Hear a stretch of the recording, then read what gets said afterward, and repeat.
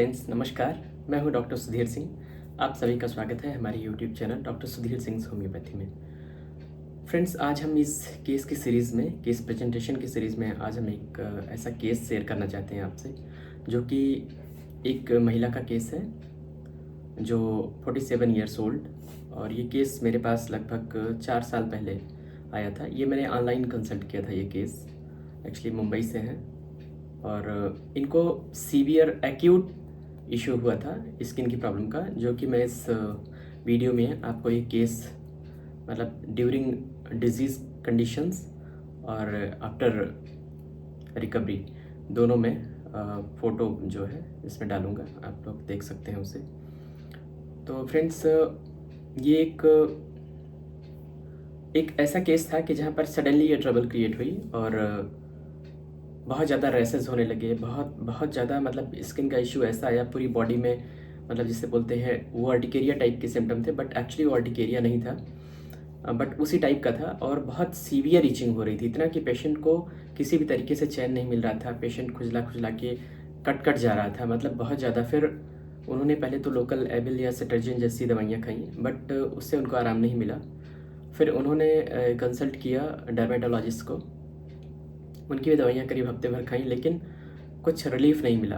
Lastly वो थक गई। उसके बाद में फिर उन्होंने मुझसे कांटेक्ट किया। एक्चुअली वो पहले दवाइयाँ मुझसे ही लेती थी, कोई भी ट्रबल होती थी तो ठीक हो जाती थी, बट चूँकि ये केस इतना ज़्यादा सीवियर और एक्यूट था, मीन्स कि उनको बहुत ज़्यादा तकलीफ समझ में आया कुछ नहीं, तो फिर उन्होंने डर्मेटोलॉजिस्ट से बात किया, उनको दिखाया। उन्होंने बताया कि ठीक हो जाएगा, बट फ़िलहाल वो ठीक नहीं हुआ, इरिटेट होकर के उन्होंने छोड़ दिया। तो मुझसे उन्होंने कांटेक्ट किया। फिर मैंने बोला कि मैंने फ़ोन पे, फिर मैंने बोला ठीक है वीडियो कॉलिंग कीजिए। उन्होंने दिखाया, मैंने देखा सारी चीज़ें, मैंने कहा ये तो बहुत वाकई सीवियर है। फिर उनसे मैंने पूछा कि इसको लेकर के क्या सोचती हैं आप, क्या हुआ, कैसे हुआ? बोली बस कुछ नहीं, बस ये बहुत बहुत तकलीफ़ है और बहुत दर्द हो रहा है, बहुत खुजलाने पे कट जा रहा है, समझ नहीं आ रहा है क्यों हुआ, कैसे हुआ, मतलब। फिर मैंने इस बेस पे उनको मेडिसिन्स दी, मैंने स्ट्रामोनियम दिया उनको, बट रिज़ल्ट नहीं आया। हालांकि पहले वो स्ट्रामोनियम से ठीक हो जाया करती थी, कोई भी ट्रबल होती थी। मैंने और बात की, मतलब उस समय जो भी सिम्टम्स आए तो मैंने एक दिन वेट किया, नेक्स्ट डे फिर मैंने ओपीएम दिया और मैंने कैमोमिला भी दिया। मीन्स कि एक हफ्ते तक मैंने भी दवाई दिया, चेंज करके बात करके, बट किसी भी मेडिसिन से, मैंने आर्सेनिक दिया, बट किसी मेडिसिन से आराम नहीं आ रहा था उनको। करीब एक हफ्ते तक मैंने वेट किया, फिर मैंने भी दवाई देता रहा, मैं भी चेंज करके, बट मैं भी इरिटेट हो गया कि पता नहीं क्या है, ठीक नहीं हो रहा है।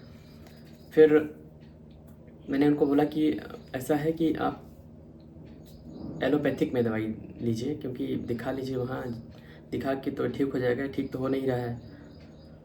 उन्होंने कहा कि वहाँ भी दिखा चुके हैं, ठीक होता नहीं है और वो नुकसान भी करती हैं। और दूसरी बात यह है कि आप देखिए अच्छे से, मतलब कुछ कीजिए। पहले तो आप ही की दवाई से मैं ठीक होती आई थी, और मतलब देखिए कुछ हमेशा ठीक हो जाती थी, और इसीलिए मेरा भरोसा भी होम्योपैथिक में ही है। पहले मैं आपसे ठीक भी हुआ करती थी, और देखिए कुछ कीजिए, दवाई दीजिए, मैं ठीक हो जाऊंगी इसी से ही।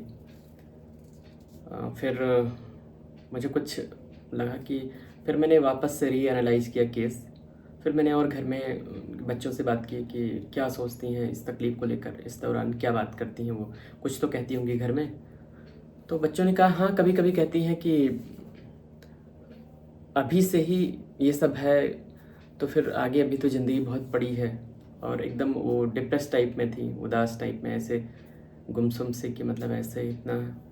तो ये जो था ये बहुत वाइटल था। हालांकि मैंने, जब उन्होंने बताया कि पहले तो ठीक हो जाया करती थी, तो मैंने रूब्रिक्स इसमें लिया, ऑब्जेक्टिव रीजनेबल, बात तो सही है, जिससे आराम मिलेगा डेफिनेटली वो वहाँ पर कंसल्ट करेगा। हालांकि मैंने पूछा था फिर आप एलोपैथी में क्यों गई, तो उन्होंने कहा कि मैं सोची दवाई खा लूँगी, जल्दी से आराम मिल जाएगा, कौन सी बड़ी बात है, ये तो नॉर्मली ऐसे हुआ होगा। तो इसलिए मैंने उनको बेलाडोना प्रेस्क्राइब किया था और आर्सेनिक भी किया था, बट रिज़ल्ट नहीं आया। तो फिर अगेन रीटेक किया मैंने, तो ये मुझे समझ में आया कि ये रूब्रिक, ये ऑब्जेक्टिव रीजनेबल मैंने लिया कि बात तो सही कह रही हैं कि भाई जहाँ जिसको आराम मिला है पहले, ऑब्वियसली कहीं न कहीं आदमी कांटेक्ट करेगा। और एक ये था, उनको एक उम्मीद थी कि मैं ठीक हो जाऊँगी। उन्होंने कहा कि आप दवाई दीजिए तो मैं ठीक हो जाऊँगी, अच्छे से दीजिए, मुझे पहले भी यहाँ आराम मिला है यहाँ से, और तो मैं ठीक हो जाऊँगी, मुझे उम्मीद है। फ्रेंड्स, ये एक होप है, एक होपफुल सिचुएशन है, प्लस एक इसमें लाइट भी है, लाइट डिज़ायर उनको, मतलब क्योंकि उम्मीद की एक किरण दिखती है पहले से। मतलब उन्होंने कहा कि आप अच्छे से दवाई देंगे तो फिर मतलब मैं ठीक हो जाऊँगी, और पहले भी मैं ठीक हो चुकी हूँ। तो इसमें हमने ऑब्जेक्टिव रीजनेबल लिया, होपफुल लिया, लाइट डिज़ायर फॉर मिलाया। तो नाइट्रोम्यूर वैसे भी आ रही थी, और उन्होंने जो एक सबसे वाइटल जो कंफर्म कर रही है नाइट्रोम्यूर को, वो ये था कि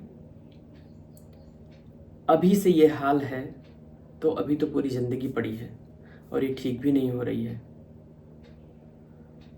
और एक साथ में ये भी चीज़ें थी कि कहीं न कहीं जैसे कि जो भी है उसके सामने खुजलाऊँ, कहीं निकल नहीं सकती, जा नहीं सकती।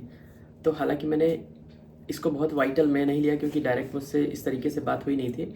वैसे रूब्रिक है इंडिग्नेशन प्रेग्नेंट वाइल। इसमें यह है कि डिग्निटी लूज़ होती दिखती है, और प्रेग्नेंट वाइल का मतलब ये है कि जो चीज़ दिखने लगे, सोशली जो समाज में दिखने लगे, जस्ट लाइक प्रेगनेंसी कंसीव होने पे इनिशियल स्टेज में नहीं दिखती है, लेकिन जब स्टमक बाहर को आता है तो पब्लिक देखने लगती है। इसी तरीके से ये डिजीज़ जो थी नॉर्मल लेवल पे थी, पहले बेसिक लेवल पे थी इचिंग का, जो बहुत ज़्यादा ट्रबल नहीं थी, बट ग्रेजुअली इतनी बढ़ गई और वो बॉडी में पूरा ददोरे पड़ गए, दिखने लगे। मतलब कहीं भी कोई भी, मतलब जैसे कि अब हाथ में है, कहीं भी दिखेगा तो ये बहुत उनके लिए एक्चुअली ये डिग्निटी लूज़ हो रही थी, कहीं निकल नहीं सकती, बात नहीं कर सकती थी। तो ये इंडिग्नेशन प्रेग्नेंट फाइल को, इस रूब्रिक को हम कंसीडर करते हैं, और डेफिनेटली बहुत अच्छा रिजल्ट देती है, और इसमें सिंगल आई थिंक नाइट्रोम्यूर है।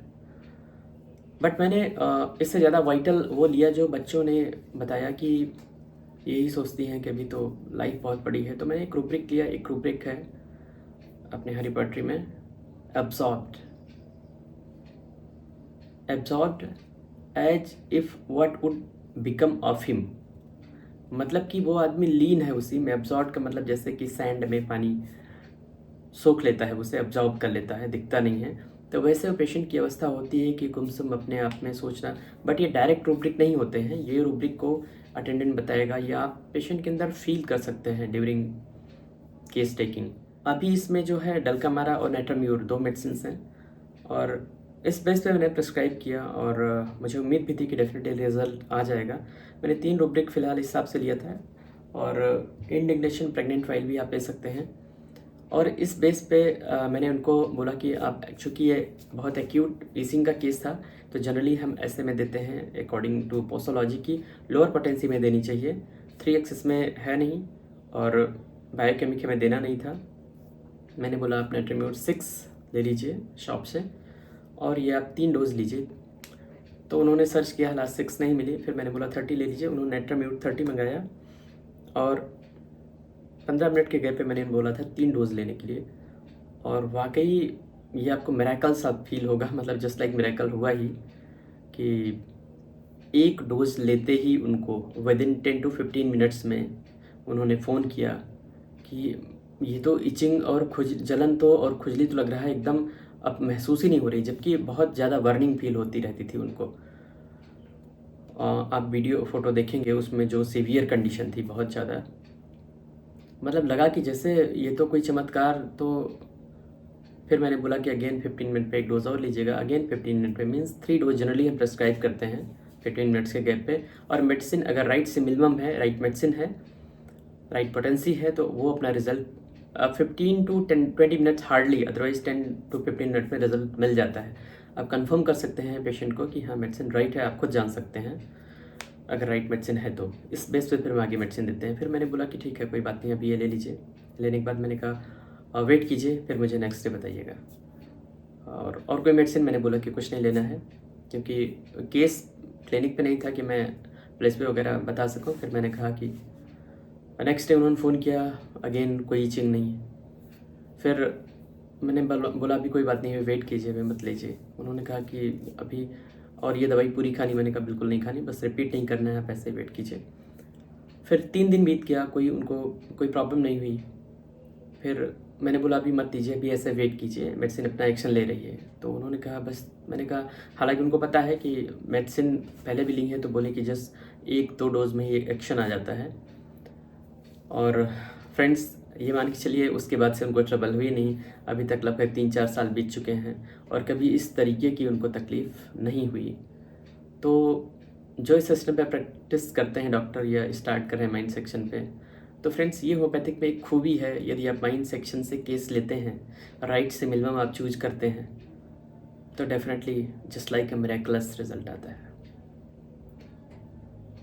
तो फ्रेंड्स ये एक बहुत ही अच्छा केस था। ऐसे और ढेर सारे केस ग्रेजुअली हम अपनी इस सीरीज़ में केस प्रेजेंटेशन में हम प्रेजेंट करते रहेंगे। फ्रेंड्स जल्दी मिलते हैं एक नई वीडियो में। कभी भी होम्योपैथिक में मेडिसिन लीजिए तो पेशेंस रखिए, डेफिनेटली रिज़ल्ट आएगा। और डॉक्टर को समय दीजिए, और कोई भी ट्रबल है यदि अच्छे से क्वालिफाइड है फिजिशियन वो, तो रिज़ल्ट डेफिनेटली आपको आएगा। फ्रेंड्स वीडियो अच्छा लगता है तो आप जुड़े रहिए हमारे साथ, हमारे इस चैनल को शेयर कीजिए, लाइक कीजिए, सब्सक्राइब कीजिए, कमेंट कीजिए आपकी और क्या राय है और आपका होम्योपैथिक के साथ क्या एक्सपीरियंस है। और जो कमेंट कर रहे हैं मैं उनके लिए बहुत आभारी हूँ।